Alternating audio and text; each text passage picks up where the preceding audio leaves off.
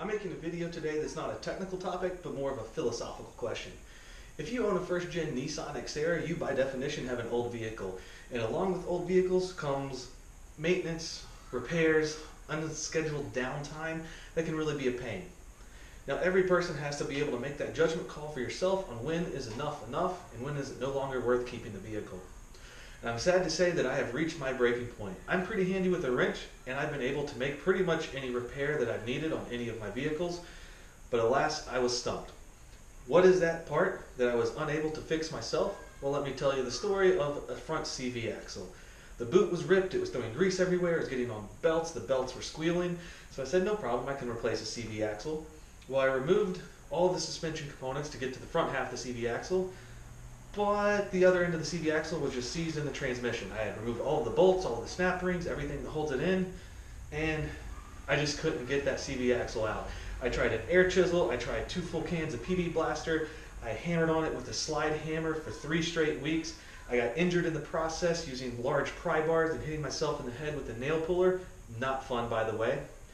I made great use of my AAA membership to get free towing. I finally, for the first time in years, called a mechanic to go fix a repair that I was unable to do.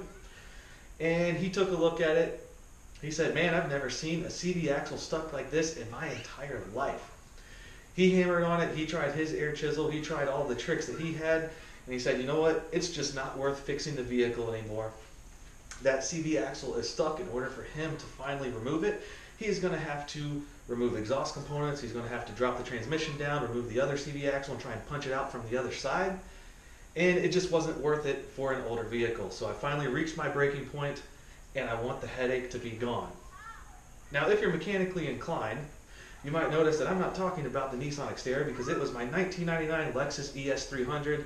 It's left me stranded a few times, but it is my daily driver for the last several years now.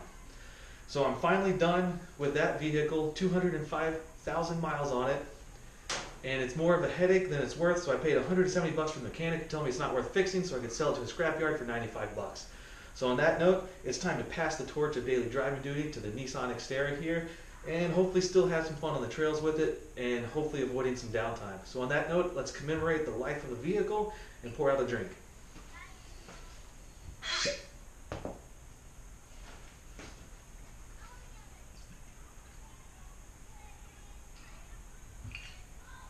Smooth.